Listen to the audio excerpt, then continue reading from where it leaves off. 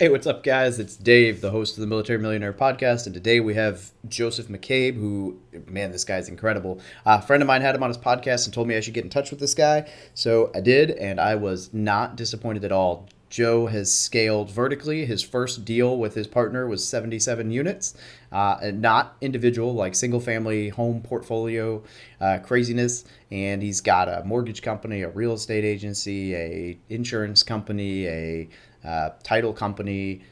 He's going nationwide with his lending. I mean, just doing all kinds of crazy things, just crushing it. So definitely check Joe out. Check out this podcast. It's full of just a really cool story, for one, from everything from Army to, bajillionaire. Like, he's doing very well, and it's a very cool story, very awesome podcast. You're going to get a lot out of this, so definitely stay tuned. As always, show notes are found at FromMilitaryToMillionaire.com/podcast.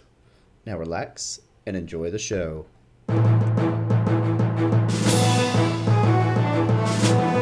You're listening to the Military Millionaire Podcast, a show about real estate investing for the working class.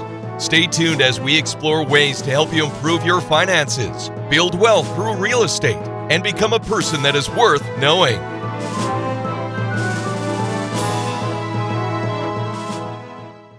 Hey guys, if you're looking to take your investing, business, life, or just yourself to the next level, then I have something for you.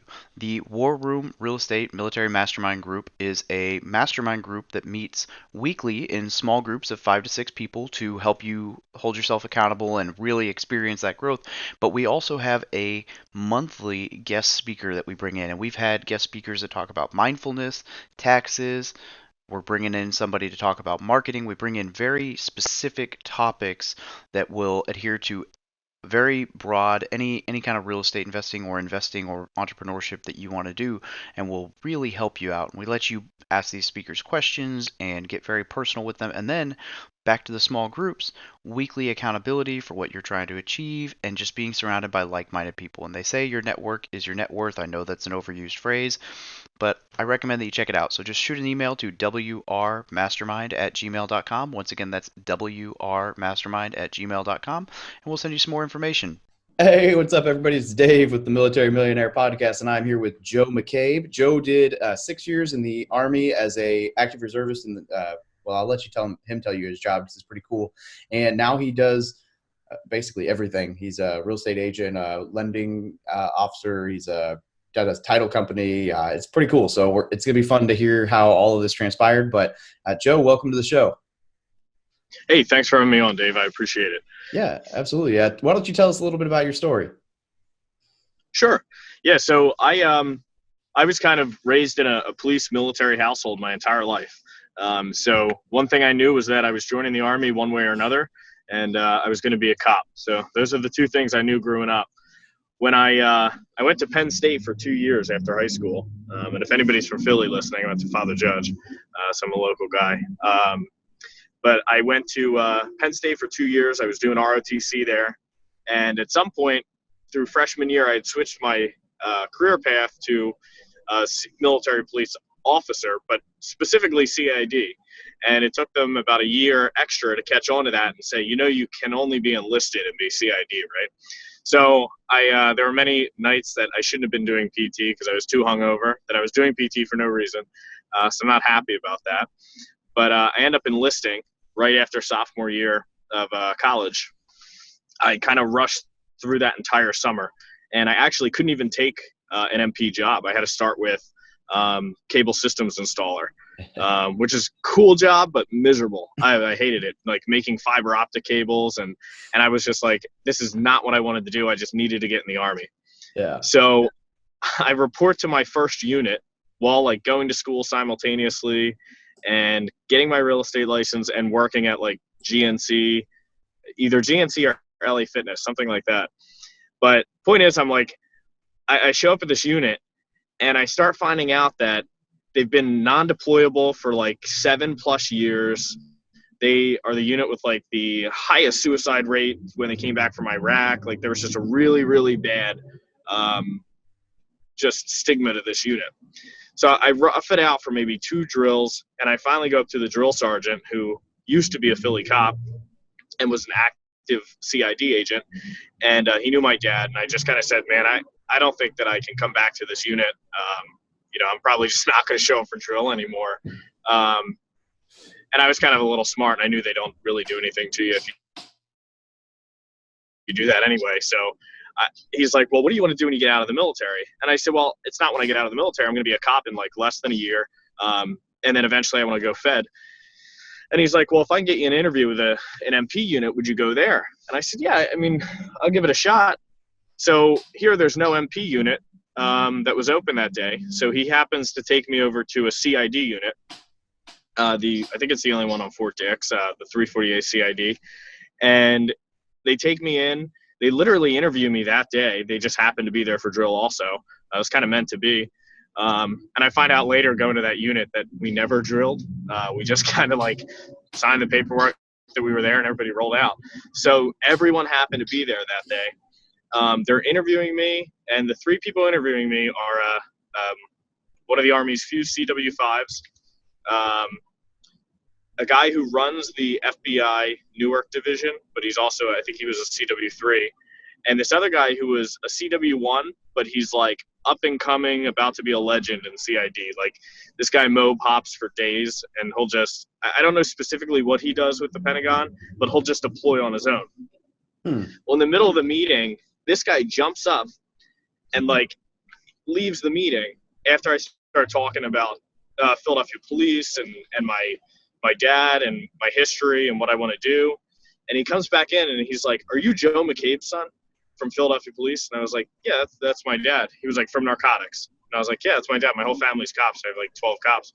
He's like, dude, you're in. He was like, if it wasn't for your dad, my uncle would have been in a lot of trouble.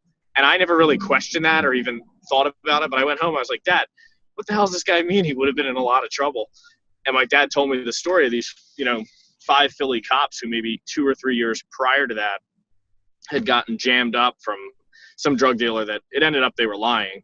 But a few overzealous FBI agents kind of pushed the issue and jammed these guys up. And if it wasn't for my dad's corroboration or testimony or something, they would have been in a shit ton of trouble. So I ended up getting into CID, and what I was told after was they took me because of that, but that there was either a colonel or a captain. I always say colonel. I'm pretty sure they said colonel, that was willing to take a demotion to E5 so that he could easily go civilian CID. Because once he got the training in the military, to go civilian was easy. So I was like, I felt bad, but apparently he was the other guy there. And honestly, I don't think, it's a CID unit. They don't allow officers, so I don't think they wanted an officer among the ranks anyway. But yeah, that's how I ended up in CID. So it was a cool story. Yeah, that's wild. All right, so you get done with CID, you decide not to go civilian CID. What made you decide to, where'd the real estate journey pick up? So while I was, I guess kind of simultaneous to my last year of college, I had gone to, part of what I left out is that I had gone to MP school, I had gone to MPI school, I had gone to multiple FBI courses on interrogations and everything else. And I was just doing anything I could to make a little bit of money because I had finished my real estate courses. I was training people at LA Fitness. And that first 6, I started real estate, and those first 6 months of real estate, I hated it. I was like, man, this sucks. Like, I didn't realize that no one handed me leads or no one was really going to hold my hand and help me. And so I end up meeting with this guy at the gym who I've known him for years. He was just like this scraggly old man, and I never really thought anything of it. And one day I'm talking to him, and I was like, he's like, can you spot me? I said, sure, I'll spot you. He's like 96, and he's bench pressing 225, and I noticed he had a Rolex on, and I never saw a Rolex before. So I was like, oh, that's pretty cool. He's like, yeah, I got this from selling real estate. And I was like, really? I was like, I just got licensed. He's like, I own Mazer Real Estate. I used to have, he goes in his whole story how he owned 5,000 units, and he still does property management. He does hard money. And I said, oh, I want to learn to do that. I was like, because sales sucks. And he was like, oh, don't make that mistake. He said, I'll tell you what, you buy and sell for 2 years, and you call me when you sell, when you make 75,000, and we'll talk. So I make 75,000 like 6 months. I blew through it. That's what I needed. And I meet with him. He teaches me. He basically hands me a 91 property portfolio. And he's like, I want you to sell this for me, but I don't know anything about you, because he doesn't know anything about the internet. So, of course, I'm like, why don't you just sell it? You're a broker. And at this time, I'm at Keller Williams in Langhorne. Yep. So I bring that over. And, of course, Keller Williams does their thing. They're like, oh, you can't handle this. You can't list this. They try to take the listing from me, give it to someone else. I was like, fuck you guys. I'm selling this portfolio. I was like, it's easy. I'll put it online. I'll put it on Corexia. I'll put it on LoopNet. And so I end up actually going back and forth, selling this multiple times to different buyers. And the seller would always fight with them over like little amounts of money, like 50 grand, 100 grand on a $14 million deal. And it ends up that deal dies. But before it dies, I end up realizing that I could give him the amount of money that he wants. I could give him the exact number because he was already selling them for a discount. So I said, Bob, why don't you seller finance these for me and give me 60 days and I'll refinance out of the deal. And you can hold the deeds in escrow and we'll just record them once we have a conditional loan approval. And he's like, okay, that's actually genius. And I was like, well, yeah, let's do it. I was like, then I would own 91 properties. You could teach me how to invest for real. And you already know the properties inside and out. You can manage them. It made perfect sense. And this is where my Army story comes full circle. So after that, I find out that his partner, Mel Stein, probably shouldn't use the name, but anyway, no one will know who he is. Turns out he was in jail for 10 years. He was the guy, well, bleep it out, yeah. He was the guy laundering the money for those 5 cops that got jammed up. And he kills the deal with Bob and says he's not going to sell it because he would rather individually renovate these and sell them on market. So, of course, I'm like, Bob, you're going to die before you even get any of that done. I start really hard selling them. And to this day, him and I keep in touch. Actually, he's my hard money lender in Philly. But so that Army story comes full circle. So it helped me get in the Army, but it helped me lose my first 90 properties. So that part sucked. But what I realized from that was that there was so much untapped potential and there was so much to learn in real estate that I basically used that to catapult myself into buying my first 77 units in real estate out in Pittsburgh. I used the same exact model. Then we bought 34 in Detroit. We're doing 56 in Kentucky, like 79 in York, PA. Just bought 6 more last week. So just how we could stack units using almost no money out of pocket. And that kind of led me to, well, I don't really want to be just a sales agent. And of course I did sales up until last year, but right after losing that deal to Bob, I went and opened my own title company, bought a RE/MAX franchise, started a mortgage company. And I just realized that I was way better at scaling and helping manage people and help them grow their businesses, even though I wasn't, I'd never become a spectacular salesperson. But now I've taken agents from, brand new to the business to 0 to 35 units in like 1 year. One of them even sold to CEO at tickets.com. So I got really good at doing that and just providing services to the agents and kind of capturing every side of the transaction, if you will. So mortgage, title, homeowners insurance, giving the agents ownership in those different things, and then teaching them to buy properties the same way. So I realized I was better at all that.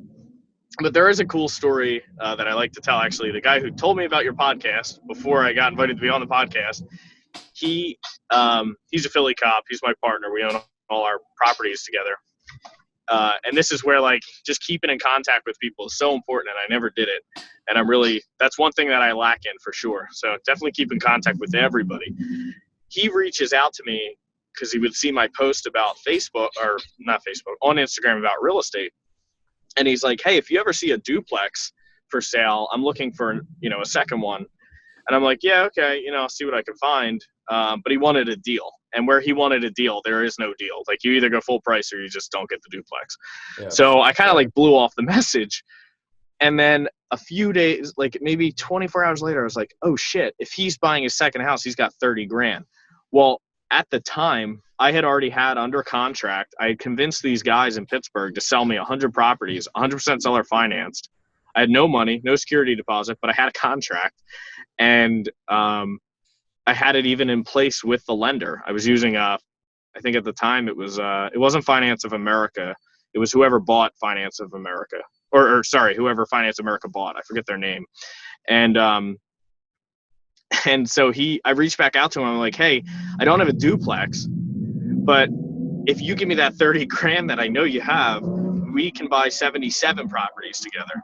And he's like, what? He was like, you're out of your mind. And I was like, no, we really can. We just need the appraisals. They have all this equity in them. And that's how him and I ended up, reconnecting, and he wired the money to the bank, and we moved forward with that deal. Man. So was that your first one? 77? Our first investment deal was 77 properties. Yeah. That's nuts, man. So how's that one going so far? So that took us actually, we learned a lot about doing due diligence on deals. We learned a lot about making bad deals and different things not to do on that. And that took us 16 months to stabilize. But I'll tell you what, when we stabilized it, we didn't take any of the crazy approaches. I say this a lot on different podcasts. Like, people, you hear all these guys talking about adding storage units and doing all this crazy stuff that costs a lot of money. And we focus more on the simple things, like, just separately meter the units, first of all. I mean, most of our stuff's single family, but you'll be amazed at how many times you get a lease and the landlord's covering like snow removal, lawn care, utilities, things like that. And the other thing we do is we immediately dispute the taxes with the township. And in Pittsburgh, that saved us $45,000 in 1 year. And that was at our first level review. So they were paying $75,000. We got $50,000 off after our second review of the taxes. So we were pretty aggressive with that. And that's all we needed to do to increase our cash flow. We did other things too. We did a few renovations, increased the value of a few. So that was nice, but those are stabilized now. We learned a lot of lessons, but the biggest issue with that, and for a lot of people who are going to attempt to do seller financing, you have to be, for most deals, and we've gotten lucky now that we have a track record and we haven't had to be as creative, but we had to be creative on this deal. And while they were willing to sell them to us, we had to, basically take possession of these properties. We had deeds in escrow. We essentially owned them. We were managing them, or at least switching the management over for the seller. Like, that was part of our agreement. They had to be 95% occupied. They had to change management companies. We wanted all like FHA style repairs had to be done prior to the appraisals. So they needed, anywhere more than 2 steps. They need a railing, anywhere chipping paint, they need that fixed. That type of stuff that that is so crucial. That's why being a sales agent is so crucial, because you learn these stupid little things that are going to come up and can delay a deal. But we had basically taken 4 sellers, 4 separate LLCs, put a purchase contract in place for all 4 LLCs, and then tried to refinance all 4 of these sellers together as one blanket loan. So that was our first mistake. Our second mistake was that one of the partnerships hated each other, and now they hate us to this day. And they sold it to us, but they're just still mad now that they got, I guess, what they consider to be a raw deal. But we learned through their properties that, one, they lied about all their financials once we took possession. I mean, every financial was just a complete lie. They were mismanaged. By the time we settled on the properties, there were houses with doors kicked in. There were 4 houses with just the doors I guess the sheriff had finally evicted people, and then they just didn't secure the door. So the door was just wide open, and that had to have been wide open for maybe a month and a half by the time Carl and I got there. So we learned a lot of lessons there. But the seller financing is just achievable if you do. If you want to seek it out, I use that website called Crexy. It's out there. I just put out like hundreds of LOIs, and people will call you back, especially in the single family world. And especially, I find that a lot of these single family home investors, they're usually older guys that are looking to get out. A lot of them are prior military. A lot of them have built their portfolios up the same way we are, or at least they did it one by one, but they did it creatively. And, they're looking to sell the same way. So when they see our offer, at first it sounds crazy, but, they've been on market for 2 years, so maybe they'll consider something. There's not a lot of institutional money buying single family homes, so there's less competition for us. So it's kind of been our niche for now. That's pretty cool. And yeah, seller financing is an awesome way to go. Okay, so I'm going to ask about something that you said in there that I've never heard of anyone doing before. So disputing taxes. How are you disputing? Like, what are you saying? How does that work? Yeah, there's entire law firms or real estate brokers, depending on the area, that's all they do. And it really doesn't cost you anything most of the time. If it does, they'll ask for the filing fee. So in Pittsburgh, it didn't cost us, I don't think we paid anything. Maybe we gave the guy $2,500 because we had so many properties up front. But for $2,500, we saved $50,000. Yeah. And yeah, for him, it was a no-brainer. He disputed these, and we got all that money off at the first round. We didn't have to pay any extra for anything that came off in the first round of disputes. And all that means is he fills out the tax form. He provides the agreement of sale. He provides some comps. This guy was a real estate broker in Pittsburgh. Older guy, retired, kind of like Bob Mazer. And he submitted this, and he came back. He was like, guys, you won't believe what came back from the first level. And here, I guess the township was just seeing LLC. And they're like, cool, we'll choke these guys. And they were. I mean, we were paying more taxes for the same exact house, almost like double than a residential owner was. So, so we do that. We're doing it in Detroit now too. Theirs is a little more complex, and you definitely need an attorney to do it. He charged us maybe $100 per property to do the filing. And then some attorneys will take it on straight contingency. Give me half of whatever you save. Well, that's worth it. I mean, because not only some of these take so long, like in Michigan, it's probably going to take us 2 years before we get a straight answer, but they're going to pay us back all the money for the time that we filed for anything we saved. So you're going to get, it's kind of like getting, a disability from the VA. You get it from the day you file.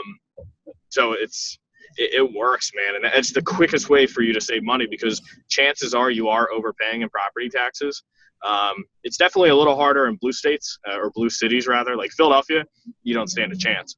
But Pittsburgh, cities that are up and coming and need the revenue, and they definitely want to see development going on. We've had a lot of luck. Yeah, that seems like something that would be much harder in a blue state.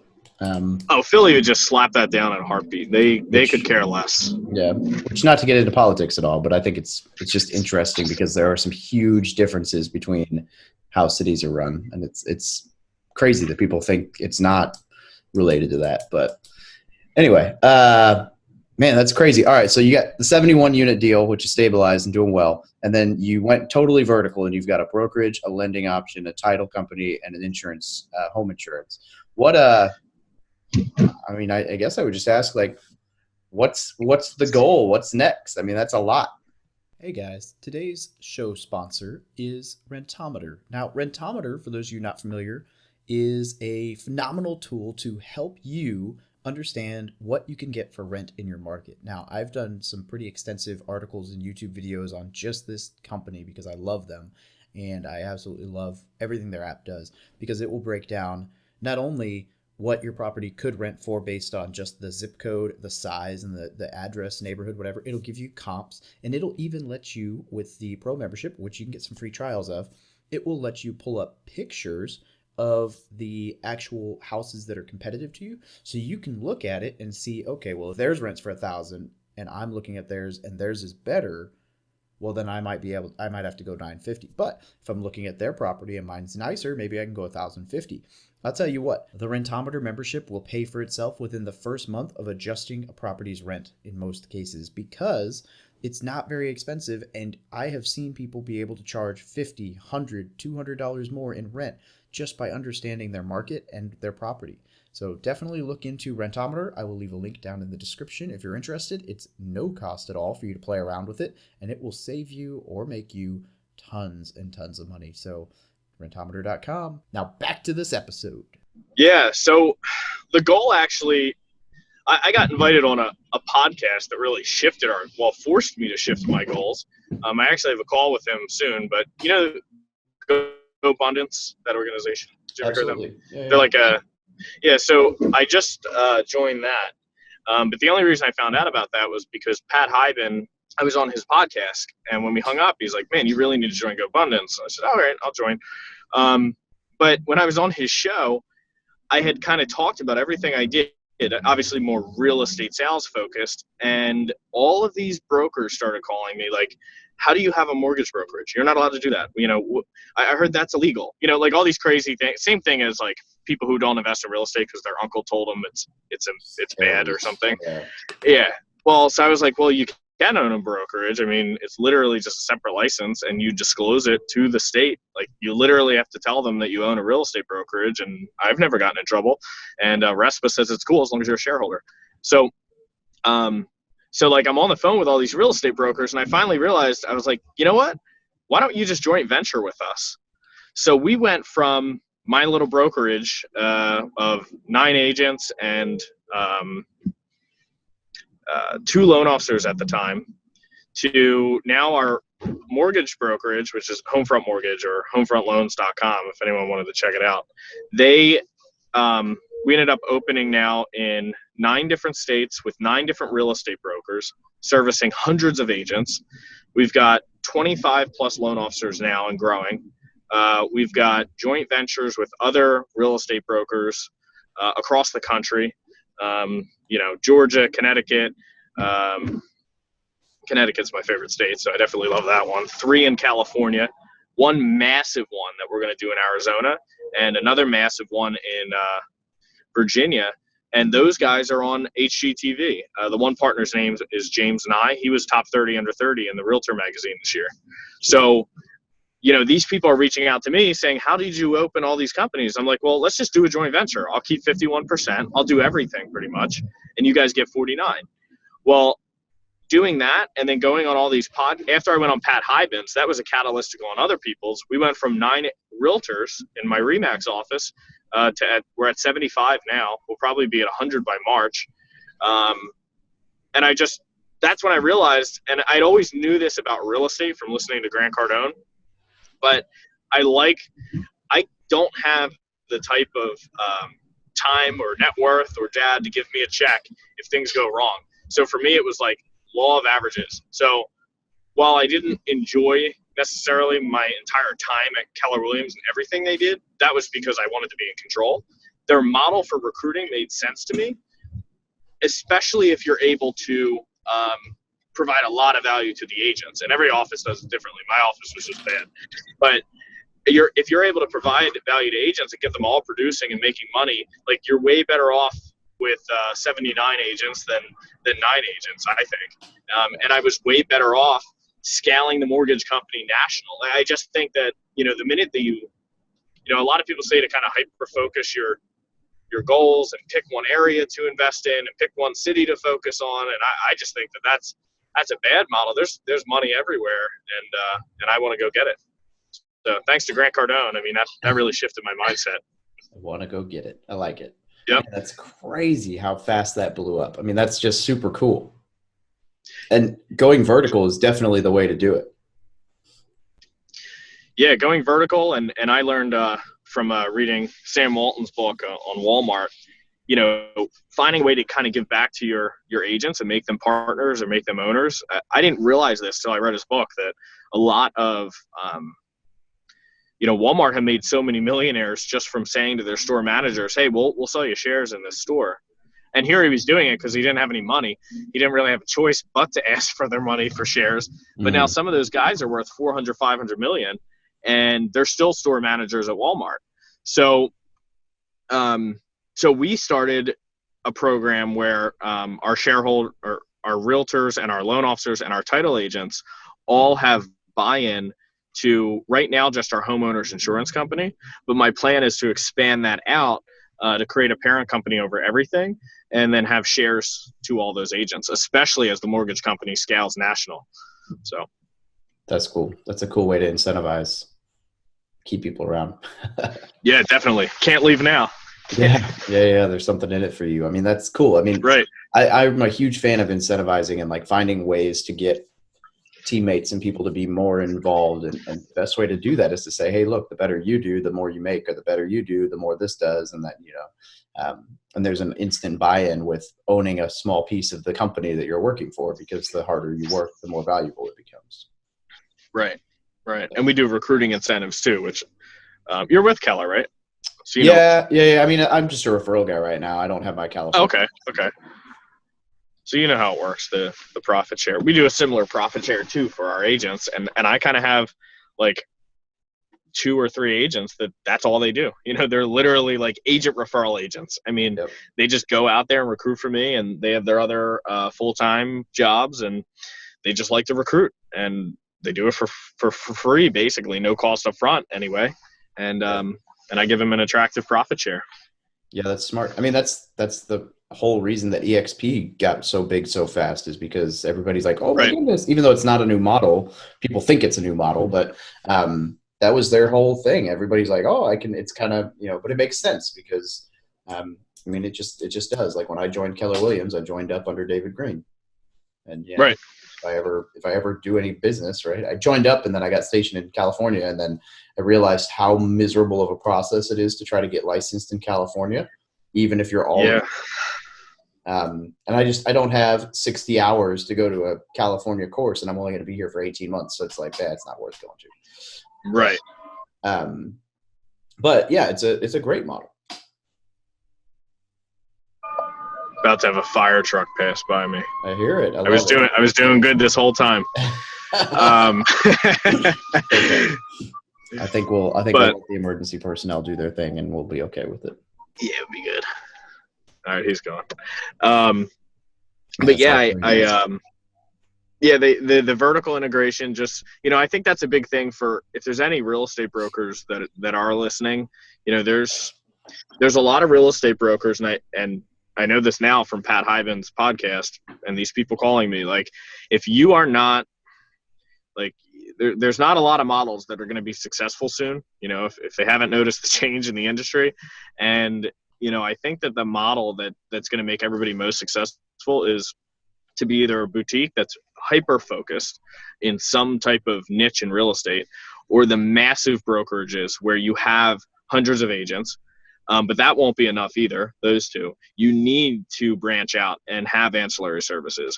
And it's amazing to me how many people at least don't have title. See, I thought every real estate broker had title. I didn't even think that was a question. I didn't think anybody thought of it. You just had title because everyone in Philadelphia does.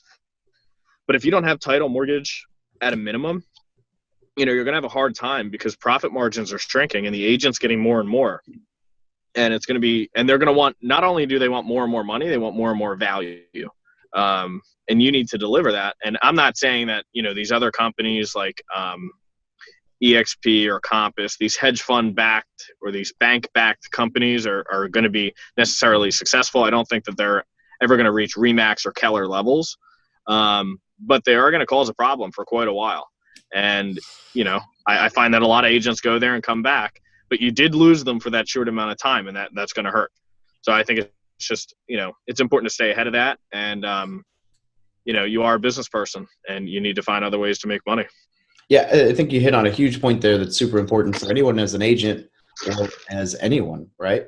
And people don't like to hear it, but you got to change with the times. You can either sit around and say, oh man, I missed the way things were, or you can say, hey, this is kind of where stuff's going. How do I make this work for me? And the more successful people that I know are either going completely vertical or bringing in other ancillary services, even if it's not in the brokerage side. Corey DeMoto, who I don't know if you've met him yet, but he's in GoBundance. Huge house flipper out in Hawaii. He's doing, tons and tons and tons of deals out there. Probably one of the biggest, if not the biggest, house flipper on the island of Oahu a couple of years ago. And he's still flipping houses, but he's also now got construction, real estate brokerage, hard money lender, whatever. And the hard money lending is probably his biggest focus point right now. But he brought everything in-house vertical, and man, he's crushing it. And, and I know a lot of people who do that. It's just, that's the way to go. Yeah. I think there's not a lot of I think I said this in the beginning about like you hear a different message about maybe I didn't, but like single family and multifamily and commercial real estate, right? You could listen to 3 different guys and they're all die hard. Like you don't do multifamily, you do single family only. And like, that's insane. Like to just lock yourself into one industry and say that I'm going to be successful right here. Like while I am aggressive and I'm like, yeah, I'm going to run a successful Remax no matter how many agents get recruited to color my area. Sure.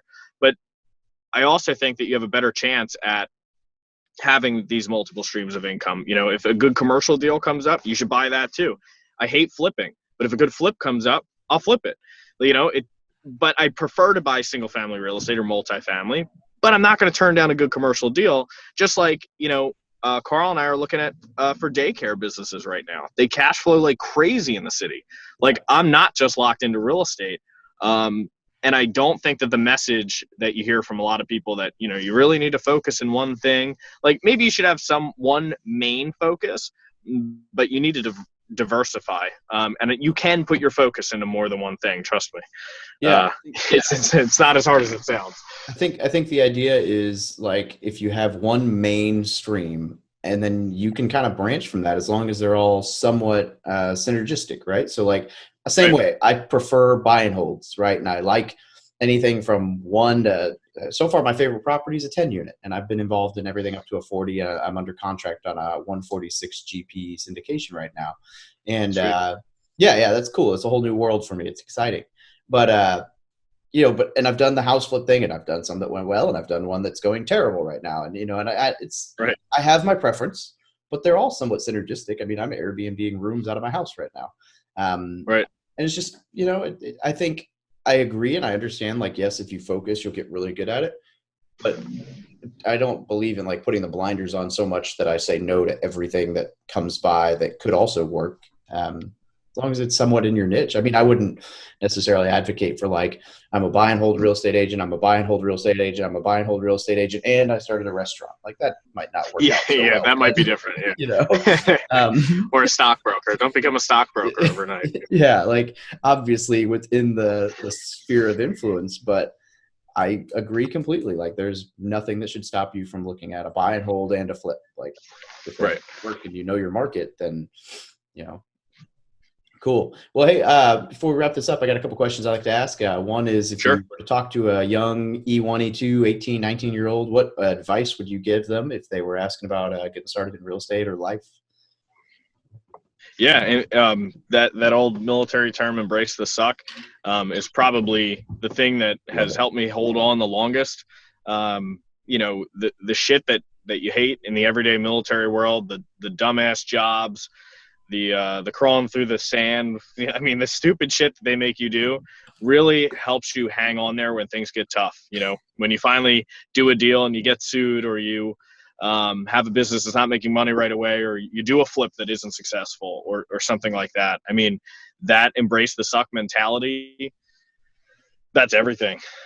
That's gonna be my quote on Instagram today. I love it. I mean, you're right too. I mean, that's it, right? Like I'm in, you mentioned lawsuit. I'm been in a lawsuit for over a year now, hopefully get a court date in June on a commercial property. And I'm actually the one suing, but you know, that wasn't exactly a fun situation, but I've bought property since then. It's not going to stop me. Yep. Yeah. That's what you got to do. You just got to keep going. Got to keep going. It all ends. The bad stuff ends. Yeah. Yeah. One way or another, right? Even if it's in a ditch, and at one point, hey, who cares?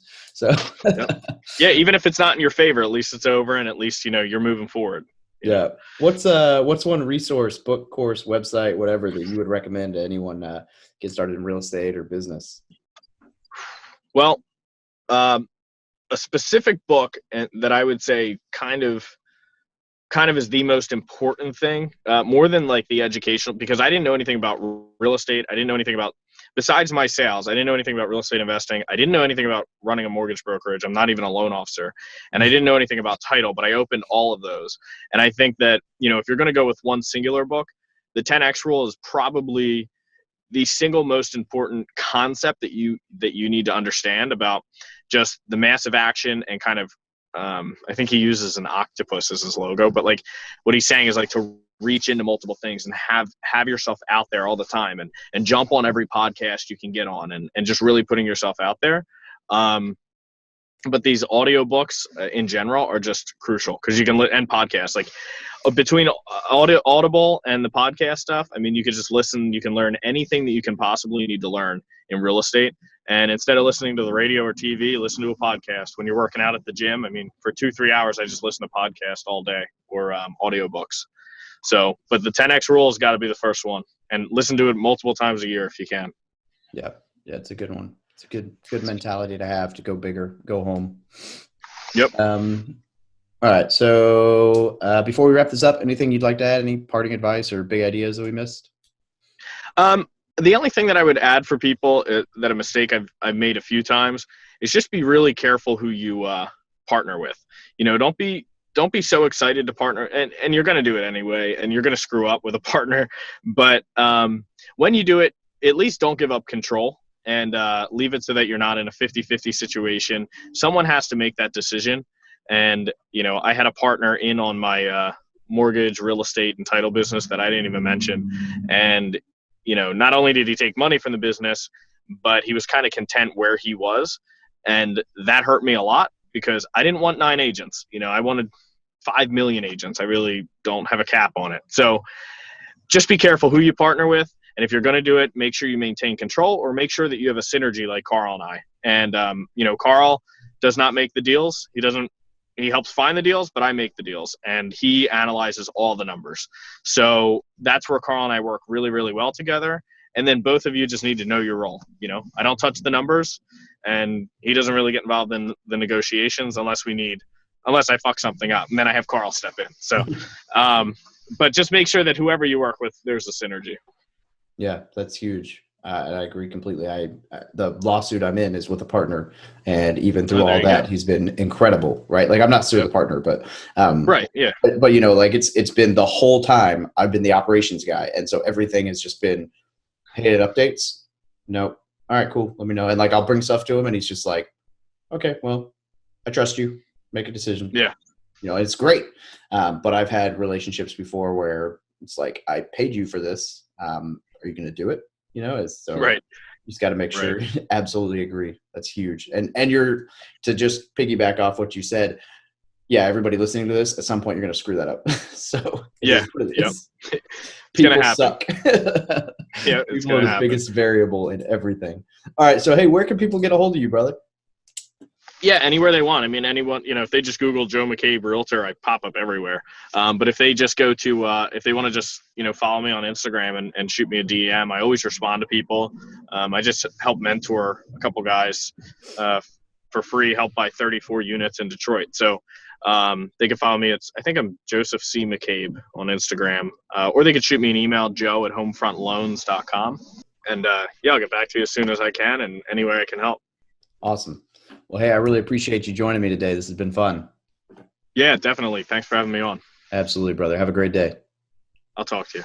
Thank you for listening to another episode about my journey from military to millionaire. If you liked it, be sure to visit FromMilitaryToMillionaire.com/podcast to subscribe to future podcasts. While you're there, we'd love for you to rate the show, give us a review on iTunes. Now get out there and take action.